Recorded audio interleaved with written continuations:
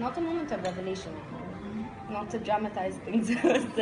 It was, yeah, you can't keep stereotyping, you can't keep, and we allowed over the past 4 years for a lot of things to divide us when that shouldn't have happened. Even this is why I was against the 25th of Jan, because when you revolt against someone, when you revolt against something, you need to look at the person's pros and cons.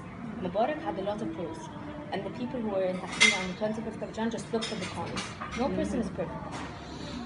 But that man has led us for 30 years. When you talk about dictatorship, that means that I cannot speak for myself. I can't be educated as a woman. I can't go out. I can't. Because dictatorship is such a strong word. You can say it like to someone about like I'm not a fan of Gamal Abdel Nasser, who was our second president, Egypt's second president. I wasn't a big fan, and that man, if you could, from my point of view, if you would talk against him, if you would talk against his government, you would literally be taken away and no one would hear of you again. This didn't happen under Mubarak. You've seen economic growth, whether people would agree on that or not, but you've seen our population has increased dramatically. Ignorance and illiteracy has increased drastically. But to me, illiteracy is much easier to control than ignorance. Because ignorance is, you could be very well educated, but you're still ignorant about life. You're still ignorant about religion, different religions. You're still ignorant about how to handle people who are different from you. And this is something that you've seen in 25th of Jan. And this is why I was completely against it, will always be against it. Will raise my kids to tell them that Mubarak was a good man. This is how I perceive him. And when you see something in the media, it's not always the real thing.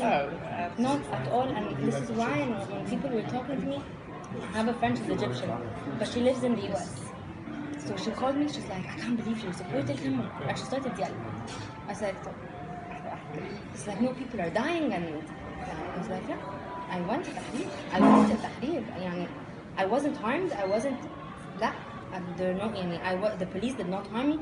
The only thing that happened was a woman asked me, can I see what you have in your bag? Even that's the time that I was against. Oh, some people died. But I think you see this in every single country that just the moment you start to revolt against the government, someone would die. It's part of it. You wouldn't call it revolution for no reason. But then again, you have the media, someone like Al Jazeera.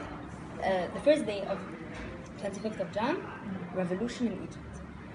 It was just the beginning. You can't call it. And I have a problem with the term the Arab Spring. We don't have spring in the Arab world. We have this weather, we call it the Khamaseen. It's sandstorms,